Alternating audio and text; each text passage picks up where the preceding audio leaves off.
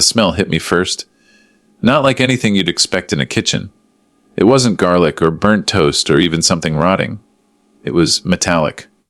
Sharp, almost clinical, like old coins and bleach left to stew in stagnant air. My hand trembled slightly as I reached for the doorknob.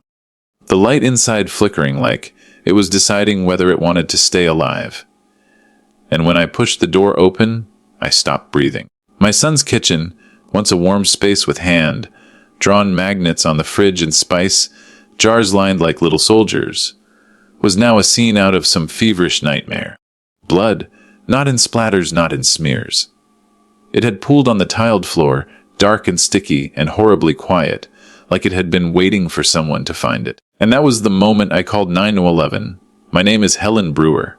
I'm 61, retired school teacher, mother of one. People have always told me I seem composed, the strong type. But strength isn't always loud. Sometimes it's just surviving. I lost my husband, Daniel, to cancer 7 years ago. He was a quiet man with strong hands and a stubborn heart. My son Isaac took after him in all the worst and best ways. Isaac was always intense. As a child, he had this need for order. Blocks lined up in perfect rows, socks folded just so. I used to joke he'd grow up to be a surgeon or an assassin. But he surprised me all the same. He became a chef. Isaac's culinary school instructors said he had a dark passion in his cooking. Bold flavors. Risky combinations. He had an instinct for danger, even in the kitchen. His first restaurant, Ash and Bone, opened just 2 years ago in the edge of Detroit. The reviews were glowing, but the vibe was always a little strange. Industrial decor, black aprons, dishes that looked like crime scenes on porcelain. But people came, lots of them. The thing is, Isaac had changed over the last year. Calls got shorter, smiles got rarer, he'd grown pale, paranoid. When I asked if he was okay, he'd just say, "I'm fine, Mom. Just tired. It's the business." But a mother knows when her child is not fine. So, last Thursday, I decided to surprise him. I hadn't seen him in months, and something in my gut told me I couldn't wait any longer.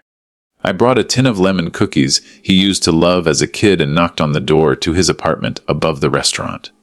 No answer. I knocked again. Still nothing. But the door was cracked open.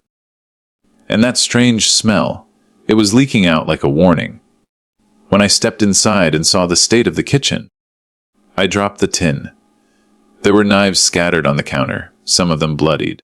One was stuck in a wooden cutting board like it had been slammed down in rage. The fridge was open, humming with a low growl. On the floor, the pool of blood was slowly seeping toward me.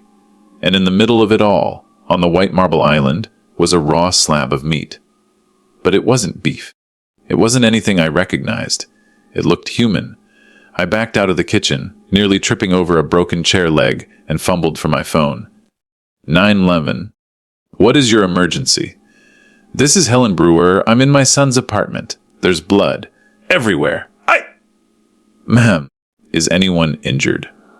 I don't know. I can't find him. The police arrived in 10 minutes. They took one look at the scene and cordoned off the building. I sat on the curb, numb, clutching my sweater like it was the only thing holding me together. I told them everything I knew, that Isaac lived alone, that he ran the restaurant downstairs, and that he hadn't returned my calls in 2 weeks. When Detective Lena Ruiz showed up, she knelt in front of me and spoke gently, like I was a child lost in a mall. Helen, we need to ask. Do you know of anyone who might want to harm your son? No, I said. But he might have harmed himself. That's when the secret started unraveling. They found a journal in his bedroom drawer. Not the kind with poetry or memories. This one was filled with names crossed out in black ink. Names of food critics, customers, even a former sauce chef. Some had red X's. Some had notes like, took something from me, or deserved to be punished. At first, the police assumed the blood was Isaac's. But they found no body. No fingerprints but his. No signs of forced entry. And then they uncovered something else. Security footage from the alley behind Ash and Bone, dated 4 nights before. It showed Isaac dragging a large trash bag into the dumpster at 2:14 a.m. The footage cut out seconds later. The detective turned to me and said, "We're not ruling out foul play. But Helen, your son may have been involved in something dangerous or illegal." Subplot 1 emerged when I began investigating on my own. Mothers don't just sit back and wait. I started with his staff. That's how I met Julian, the pastry chef. Julian was 26, sharp-eyed, jittery, always glancing over his shoulder. When I mentioned Isaac, he flinched. "Look, Mrs. Brewer, your son was brilliant. But something happened about a year ago. After the fire." "What fire?" "The original ash and bone caught fire last winter. Kitchen accident," they said. But Isaac never talked about it.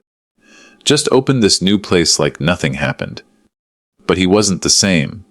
He kept saying someone was watching him, that he owed someone something. That led me to subplot 2, the man Isaac owed.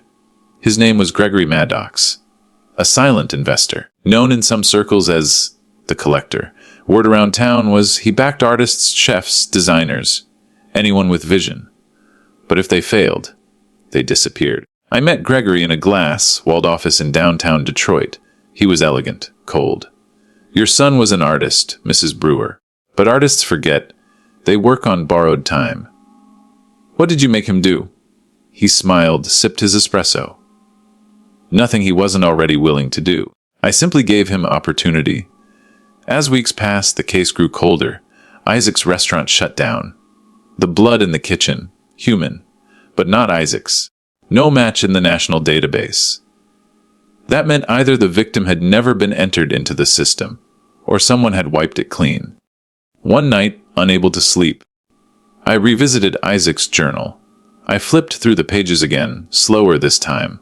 That's when I noticed a pattern. The initials in the margins matched old menu items: SM for smoked marrow, RB for roast brain, CF for candied flesh.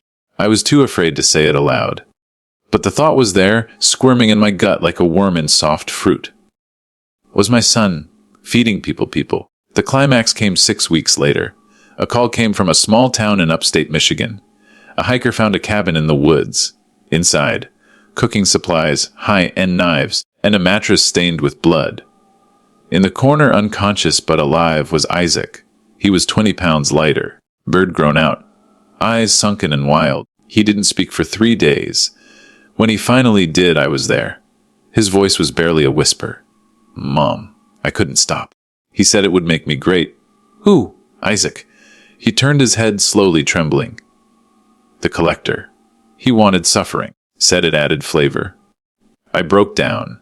Right there, beside his hospital bed, Isaac was charged with 2 counts of murder. One was a former food critic who vanished last spring. The other remains unidentified. He pled insanity. They sent him to a psychiatric facility instead of prison. I visit him once a month. He doesn't always know who I am. Some days he cries and begs for forgiveness. Other days, he just stares at the wall and mutters about bones, broth, and boiling points. I lost my son long before I stepped into that kitchen, but I still bring him lemon cookies. Sometimes I think I see a flicker of the old Isaac, the boy who loved spices, who cried during sad movies, who kissed my cheek after dinner. What I learned from all of this is simple, and terrible passion, when poisoned by pressure and pride, becomes a weapon. You push a soul hard enough and it snaps. Not with a scream, but with a recipe. So yes, I called 911 that night. But the real emergency, it started years before. In the quiet moments no one noticed. In the things we pretend not to see. Because sometimes the people we love are slipping away, one shadow at a time. And by the time we finally open the door, they're already gone.